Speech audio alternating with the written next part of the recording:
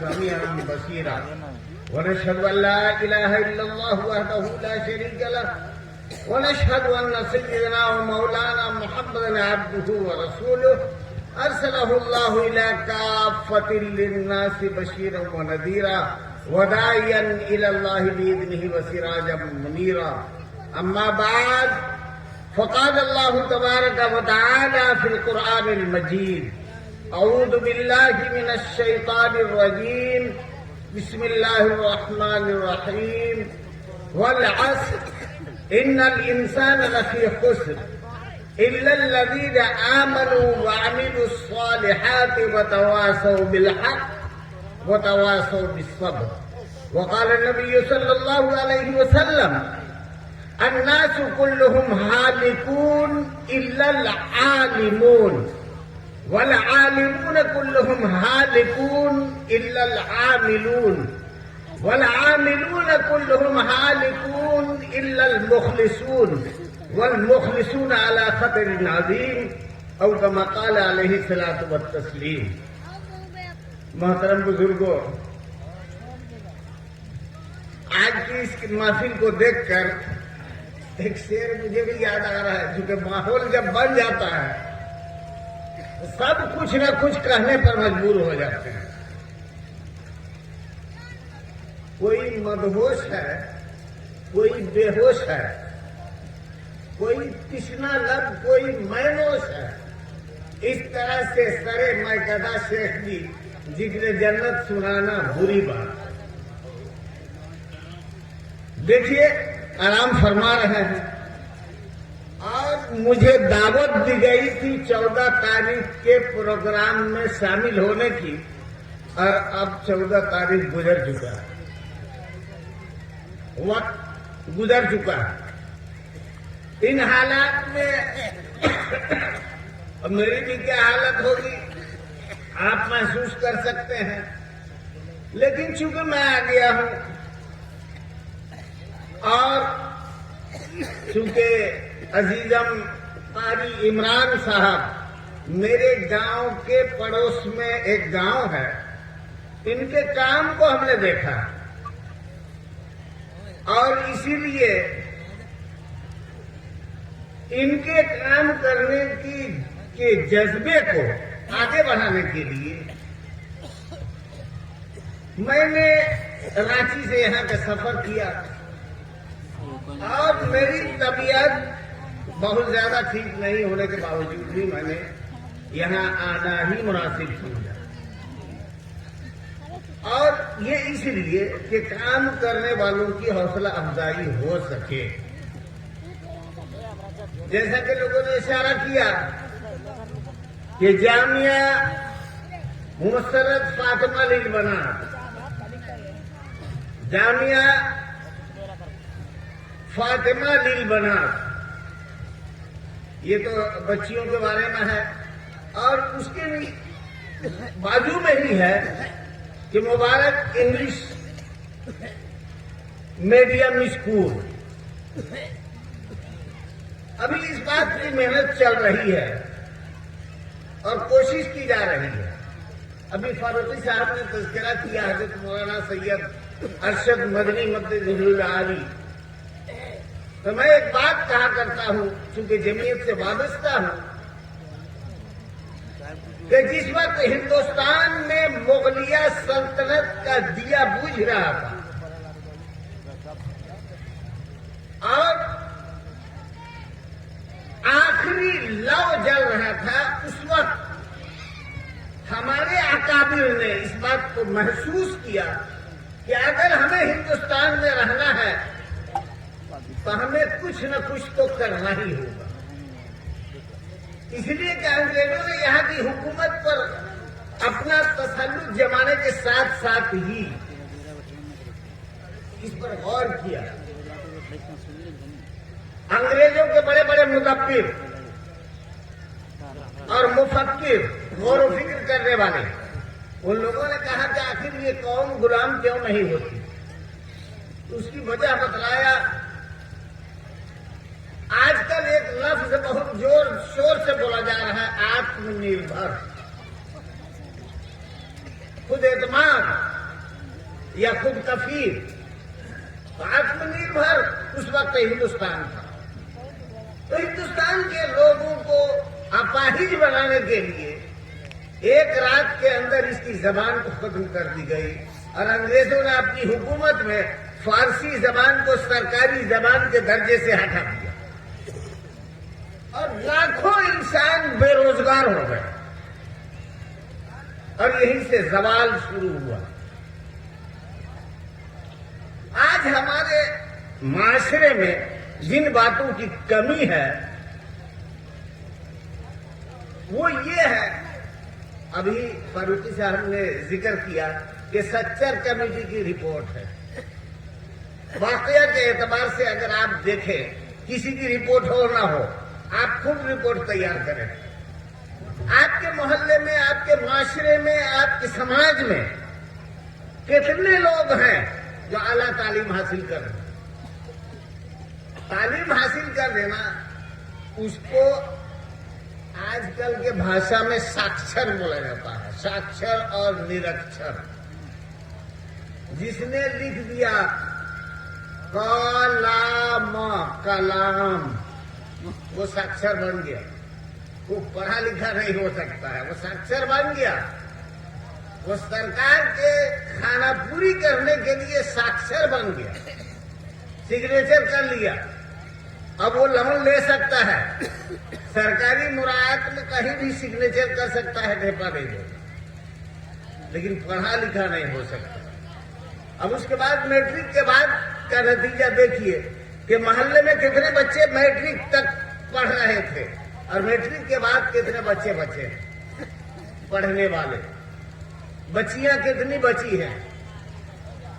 اب اس کے بعد بی اے کے بعد کتنے بچے ہیں. اب اس کے بعد اور آگے جائیے، پی ایچ ڈی کرنے والے کتنے بچے ہیں.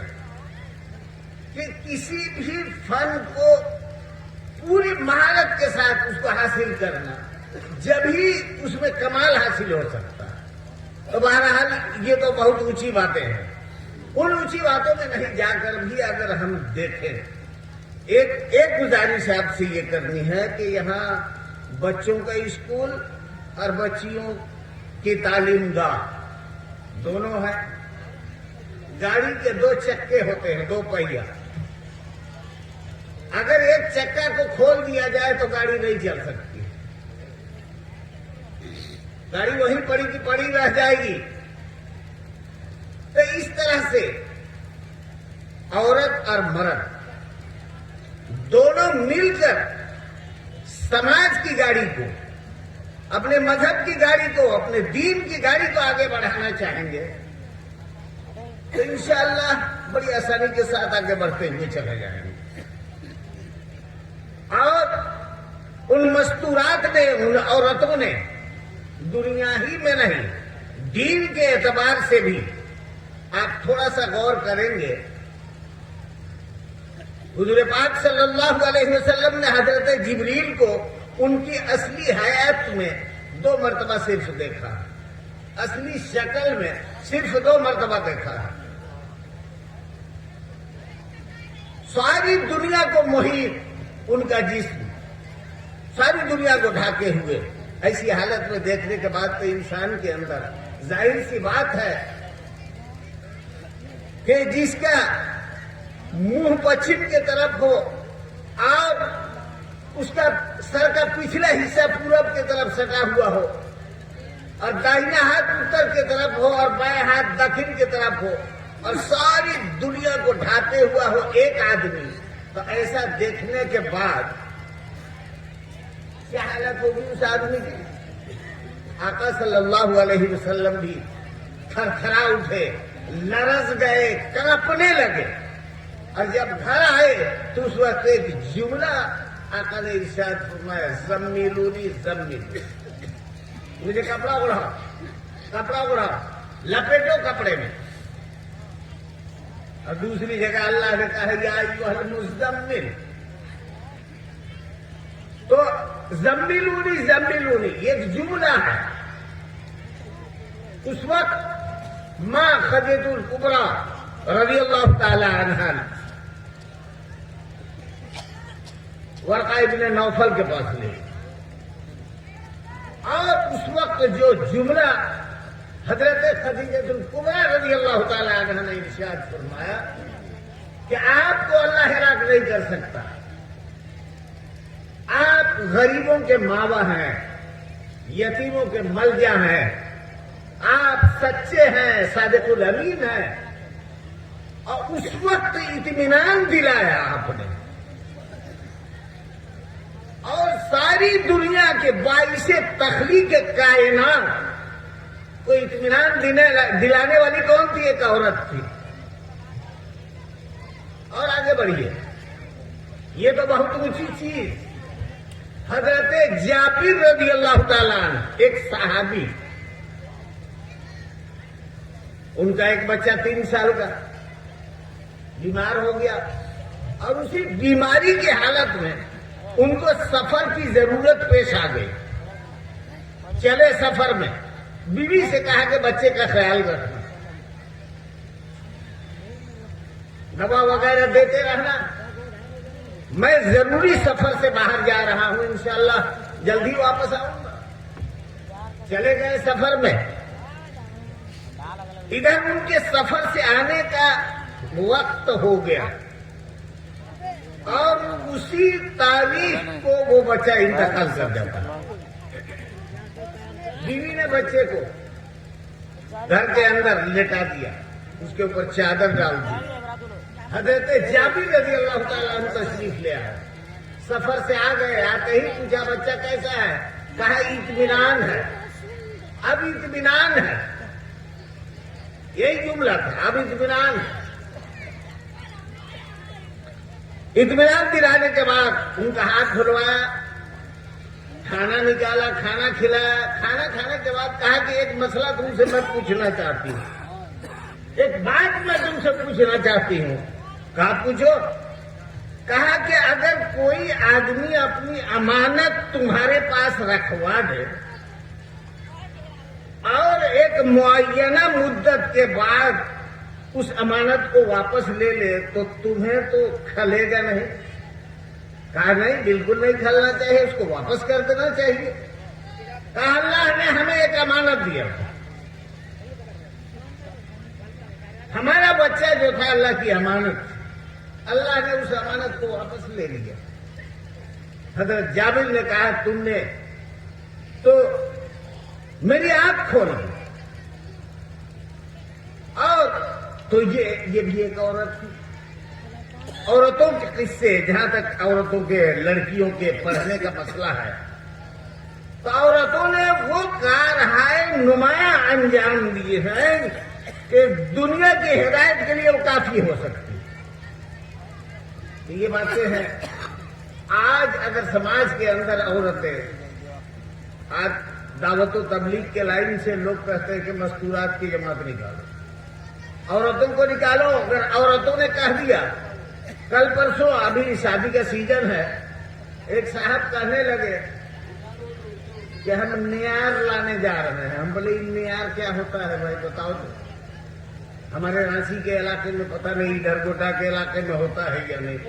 جب شادی 2-3 دن باقی ہو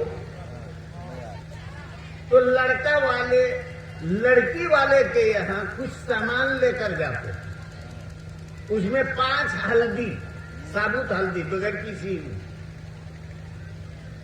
اور سونٹ، کچھ پیسہ، تھوڑی سی مٹھائی، چاول، اور چاول 3 رنگ کا رنگا ہوا، اور پھر اسی کا آپٹن بنایا جاتا اور وہ لے آیا جاتا ہے. ہم بولے ارے یار کیا اسے چکر کرتے ہو یار، ریڈی میڈ آپٹن ملتا ہے، اگر لگانا ہی ہے لڑکی کو گھر میں لوگ لگا دیں بازار سے لا کے. کہا نہیں، عورت سب نہیں نہ مانتی ہے مولانا صاحب. دیکھیے یہی ایک جملہ ہے، عورت سب نہیں مانتی ہے. تو عورت کو کہہ دو کہ تم اس کو جماعت میں لے جانے کے لیے نہیں مانو. کہو کہ نہیں، جماعت میں جب چلو گے تبھی ہم مانیں گے، نہیں تو نہیں مانیں گے. اس لیے ضد کرنا شروع کر دیا. تو عورتیں جس بات کو ٹھان لے وہ گھر میں ہو کر رہا ہے، اس کو کوئی نہیں روک سکتا ہے.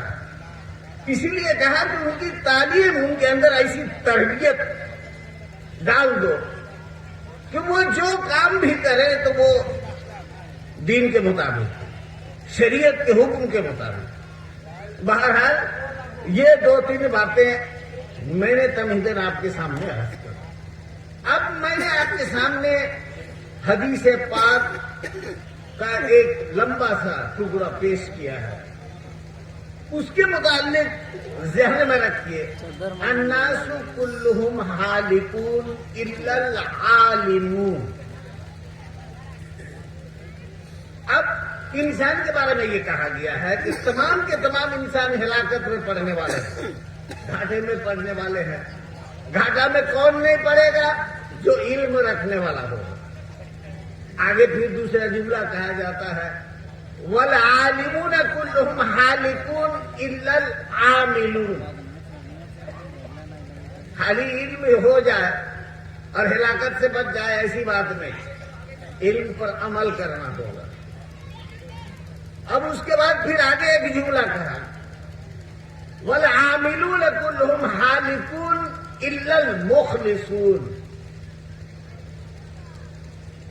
کہ عمل کر لینا کافی نہیں، اخلاص کے ساتھ عمل کرنا پڑے گا، لوگوں کو دکھانے کے لیے نہیں، اللہ کو خوش کرنے کے لیے۔ والمخلصون علی خطر عظیم، اور اخلاص بھی اگر ہے تب اس کے بعد انسان کے اندر الایمان بین الخوف والرجا، یہ کہا گیا ہے کہ ایمان امید اور خوف کے درمیان لٹکی ہوئی ایک چیز ہے، جو پینڈولم ہل رہا ہے۔ حضرت عمر فاروق رضی اللہ تعالی عنہ کا ایک مقولہ میں آپ کو بتاتا ہوں۔ حضرت عمر فاروق رضی اللہ تعالی عنہ نے کہا کہ اگر اللہ یہ اعلان کر دے کہ سب لوگ جنت میں جائیں گے، صرف ایک آدمی جہنم میں جائے گا، تو مجھے اپنے عمل سے خوف ہے، اللہ سے خوف اتنا ہے اور عمل پر بھروسہ نہیں کہ وہ جہنم میں جانے والا شخص میں ہی ہوں گا۔ لیکن اس کے فوراً بعد کہا کہ اگر اللہ تبارک و تعالیٰ یہ اعلان کر دے کہ سب لوگ جہنم میں جائیں گے، صرف ایک آدمی جنت جائے گا، تو کہا اللہ سے میں اتنا امیدوار ہوں، اتنا امیدوار ہوں، اتنی امید ہے مجھے اللہ سے کہ وہ ایک شخص جنت میں جانے والا میں ہی ہوں۔ تو ایمان امید اور خوف کے درمیان لٹکی ہوئی ایک چیز ہے، اس لیے اللہ سے امید بھی رکھنا چاہیے، اللہ سے ڈرنا بھی چاہیے۔ بنی اسرائیل کا ایک قصہ لکھا ہے، ایک آدمی تھا بیچارہ عبادت کرتا تھا، جیسے حضرت حنظلہ رضی اللہ تعالیٰ عنہ۔ حنظلہ منافق ہو گیا، حنظلہ منافق ہو گیا، گھر سے کہتے ہوئے نکلے۔ آپ اگر تعلیم میں بیٹھتے ہیں تو سنتے ہوں گے، حنظلہ منافق ہو گیا۔ راستے میں سیدنا ابوبکر ملے، کہا کیا بات ہو گئی؟ کہا ارے حضور کی محفل میں ہوتے ہیں تو جنت نظروں کے سامنے، جہنم نظروں کے سامنے، پل صراط تصور میں ہوتا ہے، اور جب بال بچوں میں چلے جاتے ہیں تو سب بھول جاتے ہیں۔ کہا یہ کیفیت تو ہمارے بھی ہے، چلو حضور سے پوچھتے ہیں۔ تو حضور نے کہا کہ اگر یہی کیفیت ہر وقت باقی رہے تو راستوں میں فرشتے تم سے مصافحہ کریں گے، تو یہ کیفیت نہیں ہو سکتی ہے۔ حضرت حنظلہ رضی اللہ تعالیٰ عنہ نے کہا کہ ہم تو منافق ہو گئے۔ تو میں یہ گزارش کر رہا تھا کہ عورتوں کے اندر اگر تعلیم آ جائے، لڑکیوں کے اندر اگر تعلیم آ جائے، جس کی یہ شروعات کی گئی ہے، تو یقیناً ہمارا ماحول ستھرا صاف ہو جائے، اور اس میں ذرا بھی کہیں بھی کوئی کمی باقی نہیں ہے۔ اللہ تبارک و تعالی ہم سب لوگوں کو ان تمام باتوں پر عمل کی توفیق نصیب فرمائے۔ اس کے ساتھ ایک بات میں گزارش کرنا چاہوں گا کہ مسلمانوں کا جہاں کوئی ادارہ کھلا کیا پڑھنے والے اکثریت اس میں غریب اور یتیم بچوں کے ہو جائے، کوئی پیسہ دینے کے قابل نہیں رہے گا، اور وہی اگر تھوڑا سا پیسہ کمانے لگا، 4 پیسے آنے لگے، انگلش میڈیم میں پڑھانے لگا، تو اس کے ماہانہ فیس دینے میں کوئی دقت نہیں ہوگی، کوئی پریشانی نہیں ہوگی۔ وغیروں کے یہاں جا کے ماہانہ اگر 31 تاریخ کو جمع کرنا ہے تو 30 کو ہی جمع کر دیں، اور ادھر اگر معاملہ ہے تو کہے بہت غریب ہے، مولانا صاحب بہت غریب لڑکی ہے، معاف کر دیجیے، اس کا فیس معاف کر، اور لڑکی مدرسہ دھڑا دھڑ کھل رہا، ایک روم بنا لیا اور لڑکی مدرسہ کھول دیا، اور غریب یتیم بچیوں کا سیلاب آ گیا، اور اس کے بعد چندہ کرنے والے ایک چھوٹا سا مدرسہ ہے اور 5 سفیر 10 سفیر گھوم رہے ہیں۔ ان حالات پر بھی ہم کو غور کرنا ہوگا، سمجھنا ہوگا۔ کوئی ضروری نہیں ہے کہ قوم کا ہر بچہ عالم بن جائے، اتنا ہی علم حاصل ہو کہ اس کی زندگی گزارنے کے لیے کافی ہے۔ ساری دنیا کو وہ ہانک کر لے چلے اس کی ضرورت بالکل نہیں ہے، اور نہیں تو کہہ دیا جاتا کہ سب کو عالم بننا پڑے گا۔ لیکن آپ پوچھئے علماء سے، فتویٰ پوچھئے مفتیان سے، کہیں گے کہ نہیں، عالم ہونا تو سب کے لیے ضروری ہے۔ جیسے جنازے کی نماز سب نہیں پڑھ سکتے، اگر کچھ لوگ جنازے کی نماز پڑھ لیے تو سب کے سر سے بلا ٹل گئی۔ اسی طرح رمضان المبارک میں اعتکاف کا مسئلہ ہے، اعتکاف اگر 1-2 آدمی بھی اعتکاف میں بیٹھ گئے تو پورے گاؤں کی مصیبت ٹل گئی، پورے شہر کی مصیبت، پورے مسجد وار جماعت کی مصیبت ٹل گئی۔ تو اسی طرح سے عالم ہونا سب کے لیے ضروری نہیں ہے، 1-2 عالم ہو جائیں، آپ بالکل زکات کا مال دے کے عالمہ بنا ہی دیں گے ایک دم۔ اب خیرات کا مال، زکات کا مال، صدقہ کا مال، اب اس کے لیے پیسہ دینے کے لیے نہیں، اس کو کہا گیا ہے دیکھو مال جیسا لگاؤ گے، میٹیریل جیسا لگاؤ گے، مال ویسا ہی تیار ہوگا۔ ابھی پلاسٹک کی جو چٹائیاں آ رہی ہیں تو پرانے پلاسٹک کو گلا کر بنایا جاتا ہے تو 1 مہینہ میں وہ ختم ہو جاتا ہے، اور نئے پلاسٹک کا جو مال ہوتا ہے وہ 6 مہینے تک بھی کچھ نہیں ہوتا۔ تو تازہ مال تیار کرنے کی کوشش کریں۔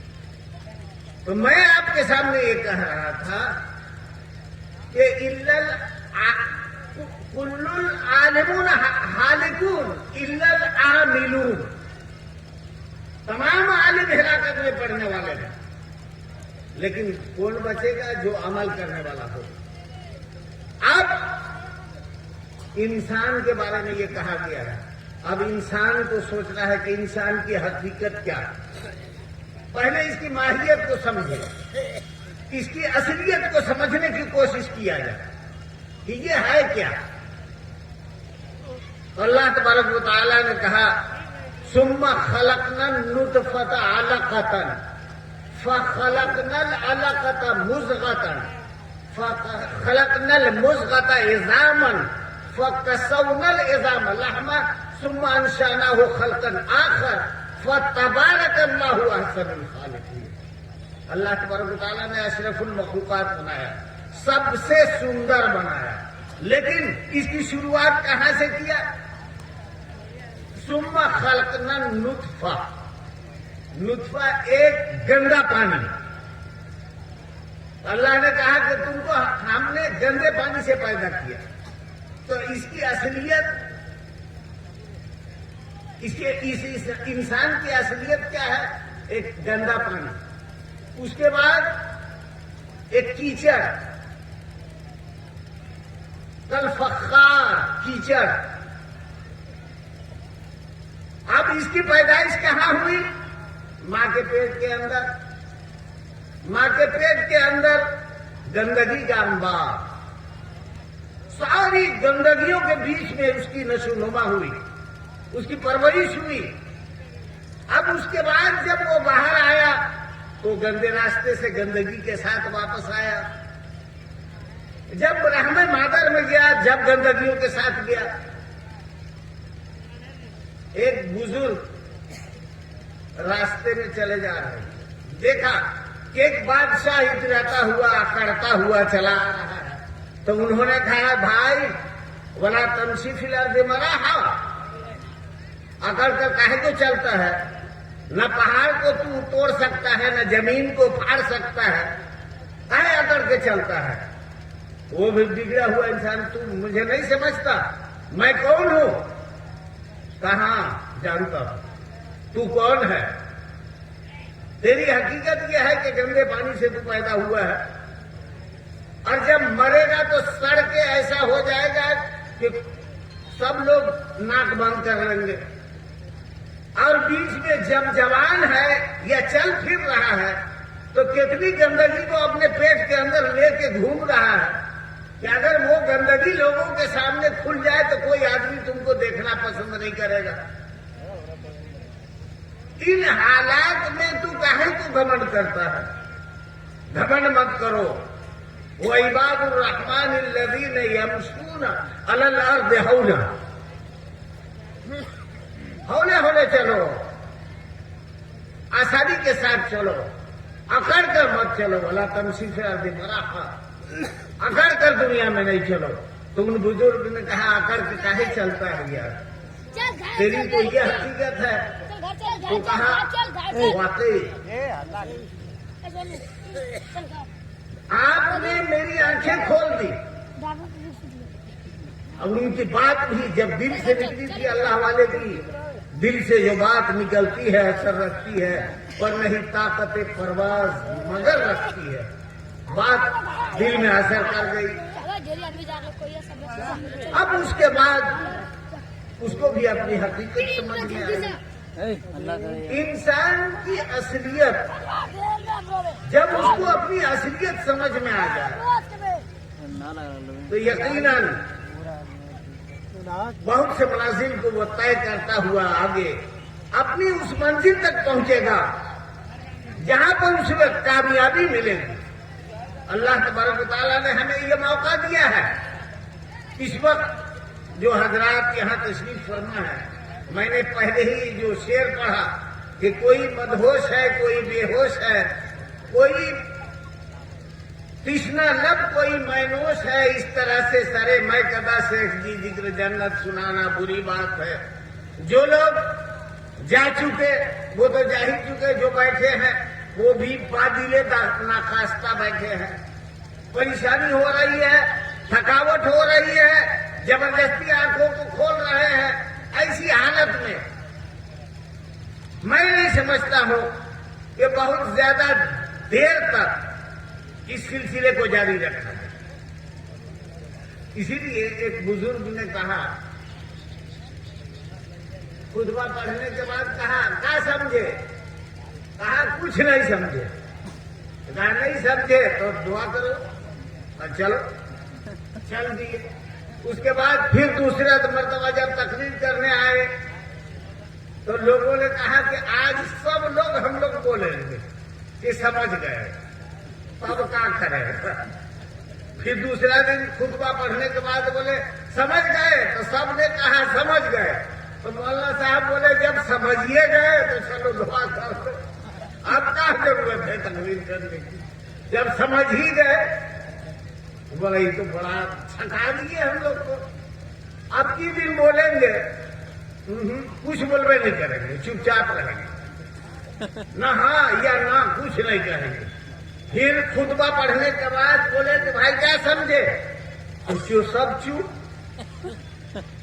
تو کہا بھائی ایسے نہ اہلوں اور نہ سمجھوں کو سمجھانا بیکار ہے. چلو الحمدللہ رب العالمین دعا کر کے ختم کر. تو آج یہ ماحول بنا ہوا ہے. ایسے ماحول میں کتنی باتیں کی جا سکتی ہیں. किस अंदाज से आदमी बातें कर सकता है।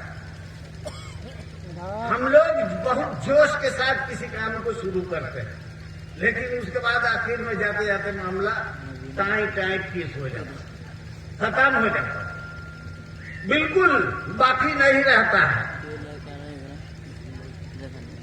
हम लोगों ने बहुत सारे वाकयात सुने हैं, इल्म हमारे सामने है। अभी इल्म की बात मैं कह रहा था, चलिए थोड़ी सी, जब मैं आ ही गया हूं और बात कर ही रहा हूं तो बात हो जाए। मेरे एक उस्ताद थे मौलाना आबिद हुसैन कैरानवी रहमतुल्लाह अलैह, अब दुनिया में नहीं है। तो वो बहुत शेर याद किया करते और बहुत शेर याद था उनको। सबक के हर पन्ने में पढ़ाते हुए और हर वाकया के साथ वो एक शेर सुना देते थे, तो अक्सर शेर को मैं याद कर लिया करता था। तो एक दिन हमको बोले, बिहारी अगर आज इस शेर को तू कल सुना देगा तो 10 रुपये इनाम दूंगा। और उस वक्त 10 रुपया महीना में हम लोग को खर्चा मिलता, सिर्फ 10 रुपया में महीना भर खर्चा चलता था। उन्होंने कहा कि कल अगर सुना देगा इस शेर को, हम बोले कि 3 मरतबा आप हमको पढ़ के सुना दीजिए, इंशाअल्लाह कल मैं आपको उसी तरह हूबहू सुना दूंगा। तो उन्होंने कहा अच्छा सुन गौर से। कहते हैं लैला का ये दस्तूर था, भीख देती थी दर पे जो आता गधा। एक दिन मजनू भी कासा हाथ ले, जा पुकारा कुछ मुझे लिल्लाह दे। लैला आई और सब हमको कुछ दिया, हाथ से मजनू के कासा ले लिया, लेके दे पटका जमीन पर एक बार, रक्स में मजनू हुआ बेइख्तियार। कहा लोगों ने वो मजनू ने काम, रक्स करने का है ईजा क्या मुकाम।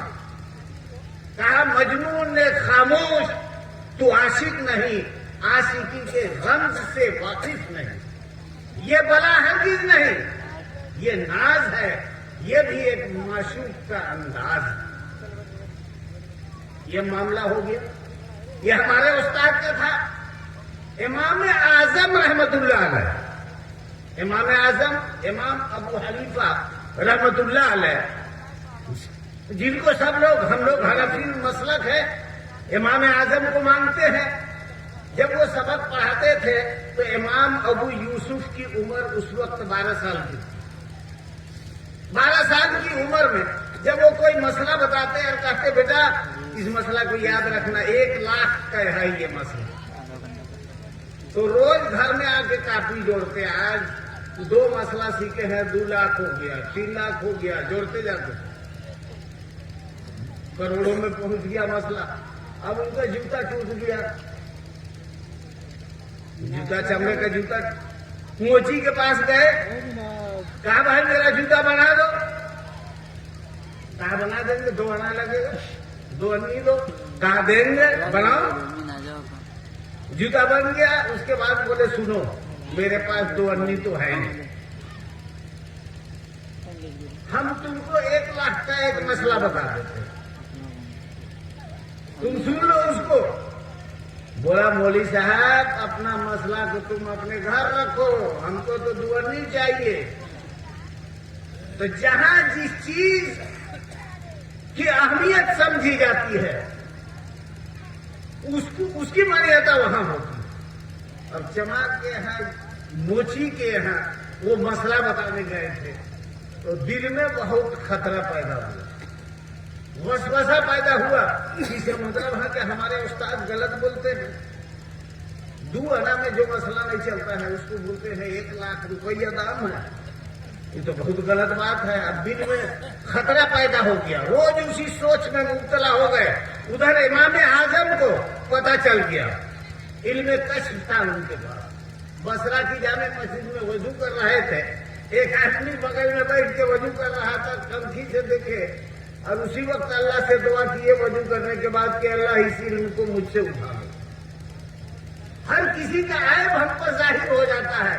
बगल वाला जिना में मुब्तला था और वजू कर रहा था तो जिना का गुनाह टपक रहा था। अल्लाह से दुआ किया इमाम आजम को कष्ट के जरिए मालूम हो गया कि मेरा शागिर्द तो बिगड़ रहा है, उसका दिल बिगड़ चुका है। अब उधर एक वाकया पेश आ गया खलीफा हारून रशीद का। चांदनी रात थी, महल के बाला खाने पर छज्जे पर बैठकर दोनों मियां बीवी हंसी मजाक कर रहे थे। जुलेखा ने कहा, जुबैदा खातून ने कहा कि मैं चांद से ज्यादा खूबसूरत हूं। खलीफा हारून रशीद ने कहा, अगर तू चांद से ज्यादा खूबसूरत नहीं तो तुझे 3 तलाक। तो दिया जोश में। अब उसके बाद फिक्र हुई कि अरे कहीं तलाक तो नहीं पड़ गया। तमाम उलमा को बुलाया, बड़े बड़े पगड़ी वाले, जुब्बा वाले, कुब्बा वाले आए। साहब ने कहा तलाक हो गया, चलिए अब दूसरे बारात की तैयारी कीजिए। अब एक बच्चा छोटा सा, तमाम उलमा को बुलाया गया, इमाम आजम को भी खबर किया गया। तो इमाम आजम ने अबू यूसुफ से कहा कि बेटा तुम चले जाओ।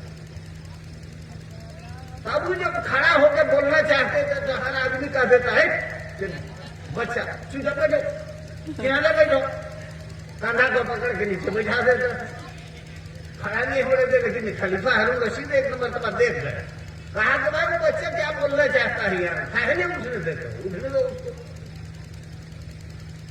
खड़ा होकर कहा कि बात अमीरुल मोमिनीन, आप साइल है या मुजीब? कहा मैं साइल हूं। कहा ऊपर से नीचे उतर।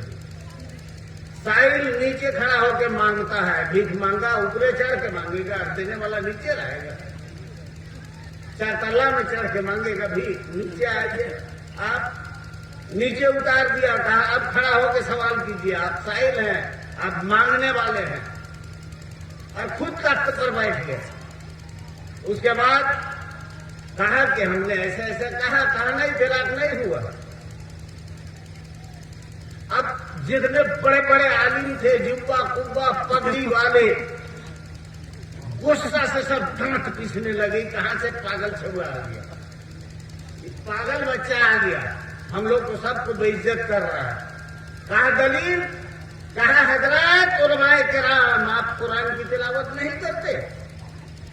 अल्लाह ने कहा है वत्तीन वज़ैतून वतूर सीनीन वहादल बलदिल अमीन लक़द खलक़नल इंसान फी अहसनि तक़वीम। इंसान को हमने सबसे ज्यादा बेहतर ढांचे में पैदा किया है। अहसन तक़वीम, बेहतर शक्ल में पैदा किया है।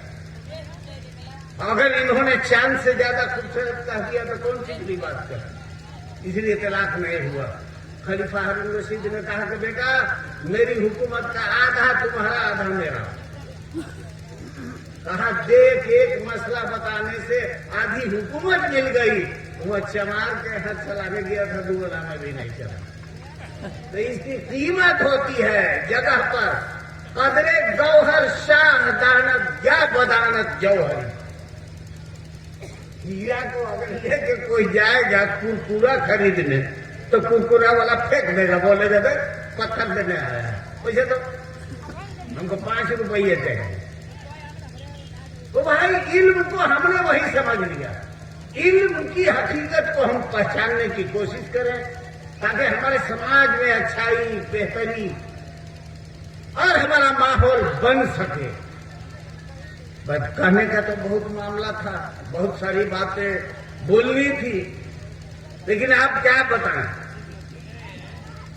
वक्त भी इजाजत नहीं दे रहा है। रात हजरात बहरहाल जो भी लोग हैं, अब हम समझते हैं शायद आप लोग भी गुस्सा हो के तनतना के खड़े हो गए हैं कि देखे आप जीतते हैं कि हम लोग जीतते हैं। अब हम लोग नहीं झुकेंगे, अब एकदम तनतना के बैठ के बढ़िया से सुनेंगे। जब ये तय कर ही लिए हैं तो हम भी बोले जा रहे हैं। सुनना है आपको, बोलना है हमको, और सबको मिल के अमल करना है, कोशिश करना है कि हम अमल करें। वलआमिलून कुल्लुहुम हालिकून इल्लल मुखलिसून। ये जो कहा गया है, इंसान का इल्म सिर्फ काफी नहीं, आदमी के एतबार से, शराफत नहीं, उसके मादे के एतबार से भी शराफत नहीं। आदमी का मादा क्या है? हजरत आदम को दुनिया भर का मट्टी को पूरा को जमा करके अल्लाह ने पुतला बनाया, तो मट्टी के अंदर खूबसूरती है, चमक दमक है? बिल्कुल चमक दमक नहीं है। मिट्टी के अंदर कसाफत है, सुंदराई नहीं है मिट्टी के अंदर। उसमें दूसरा रंग डालने से तब उसमें खूबसूरती आती है। आदमी का मादा क्या है? मिट्टी, उसमें भी खूबसूरती नहीं है, उसकी असलियत। अब इन सारी बातों को मिलाकर देखने के बाद ये पता चलता है कि आदमी जो भी काम करे वो इल्म के साथ करे, जो भी काम करे उसमें इल्म शामिल हो, मालूमात हो। अगर इल्म नहीं तो आदमी कहीं भी गड्ढे में गिर सकता है। और शैतान हजरत बड़े पीर साहब रहमतुल्लाह अलैह, सैयद अब्दुल कादिर जीलानी रहमतुल्लाह अलैह के बारे में आप लोगों ने सुना है। बहुत लोग कहते हैं पीर का दामन नहीं छोड़ेंगे, सट्टा जुआ सब कुछ, लेकिन कहेंगे कि पीर का दामन नहीं छोड़ेंगे। तो इन हालात में हजरत पीर के बहुत सारे किस्से हैं, लेकिन एक किस्सा सिर्फ बता के अपनी बात को खत्म करता हूं। एक शख्स नदी की तरफ, दरिया की तरफ चले जा रहे थे। पानी बहता हुआ आ रहा था, तो पानी से बहते हुए एक सेब आ गया। भूखे थे अल्लाह वाले, पानी से निकाल के उस सेब को खा लिया। लेकिन खाने के बाद एहसास हुआ कि ये किसी न किसी का तो सेब होगा, हमको नहीं खाना चाहिए था। चलो किसका है पता लगा, जिधर से बह के आया था उधर चलते चलते चलते आगे बढ़े। आगे बढ़ने के बाद देखा कि एक बाग है, वहां पहुंचे। तलाश करते करते बाग के अंदर में एक आदमी मिला, उनके पास गए, कहा कि साहब आपका एक सेब पानी में बह के जा रहा था, मैंने खा लिया, आप मुझे माफ कर दें या उसकी कीमत मुझसे ले लें। तो कहा माफ तो करेंगे लेकिन कुछ शर्तों के साथ। कहा क्या शर्त है? कहा 10 साल तक हमारे बाग में नौकरी करना पड़ेगा। कहा 10 साल एक सेब का? कहा हाँ, तभी माफ करेंगे, नहीं तो नहीं माफ करेंगे। कहा चलिए रह जाते हैं। 10 साल तक ढंगराई किए, नौकर रह गए। 10 साल के बाद कहा कि अब अगला शर्त ये है कि मेरी बेटी से तुमको शादी करना पड़ेगा, तब माफ करेंगे, हम तो छोड़ेंगे नहीं, हम नहीं माफ करेंगे। कहा कि ठीक है, अच्छा आपकी बेटी से हम शादी भी कर लेते हैं। तो कहा लेकिन मेरी बेटी अंधी है। कहा तब भी हम करेंगे। तो कहा अरे लंगड़ी भी है। तो कहा तब भी हम करेंगे। कहा लूली भी है, हाथ से काम नहीं कर सकती है। तो कहा तब भी हम करेंगे। कहा बहरी भी है। कहा तब भी हम करेंगे। तैयार हो गए तो उन्होंने खुतबा पढ़ा, निकाह पढ़ा दिया। और उसके बाद कहा कि जाओ इस कमरे में तुम्हारी बीवी है, जाकर मिलो। जब मिला तो देखा चांद सपाकर, हाथ भी ठीक है, पांव भी ठीक है, आंख भी ठीक है, मुंह भी ठीक है, जबान भी ठीक है, और चांद जैसे चमकता हुआ। दौड़ के बाहर आ गए कि गलत जगह में हम तो नहीं चले आए, हमको तो ऐसा ऐसा कहा गया था। कहा कि शेख आपने तो हमको गलत जगह भेज दिया। कहा क्या हुआ? कहा आपने तो कहा था कि हाथ से लूढ़ी है, पैर से लंगड़ी है, कान से बहरी है, जबान से गूंगी है, और वो तो बिल्कुल ठीक है। कहा अरे पागल, इसलिए वो जबान से गूंगी है कि आज तक उसने किसी का गिबत नहीं किया, गलत बात नहीं बोला, इसीलिए वो इस तरह से सारे काम को बताने के बाद कहा कि ये तुम्हारी बीवी है तो हमको ایسے ہی لڑکے کی ضرورت تھی. اور اس کے بعد ان دونوں سے جب ایک بچہ پیدا ہوا تو وہ ہوا بڑا پیر، جس کو لوگ کہتے ہیں کہ غوث کا دامن نہیں چھوڑیں گے. ایسی قربانیوں کے بعد وہ ان کا وجود ہوا. اور اس کے بعد پھر جوانی کے ٹائم میں جو دینار کو چھپا کے رکھا تھا ڈاکوؤں نے پوچھا کہاں ہے، کہا یہاں ہے. کہا کیوں بتا دیا چھپے ہوئے تو؟ کہا میری ماں نے کہا تھا کہ جھوٹ مت بولنا. یہ ہمارے پیروں کی یہ حالت رہی ہے. اگر ان حالات پر ہم سب لوگ عمل کرنے کے لیے تیار ہو جائیں تو اللہ تبارک و تعالی ہم سب لوگوں کو یقیناً کامیابی کی منزل تک پہنچائے گا. اور ہم نے کہا ابھی مولانا شمیم صاحب کا بھی بات چیت ہونا ہے اور بہت سا وقت گزر چکا ہے. اب ابھی بشاشت کے ساتھ سننے کا وقت بھی نہیں ہے. اللہ تعالی ہم لوگوں نے جتنا بھی بات چیت کیا ہے بس اسی پر عمل کی توفیق نصیب فرمائے. وآخر دعوانا ان الحمدللہ رب العالمین.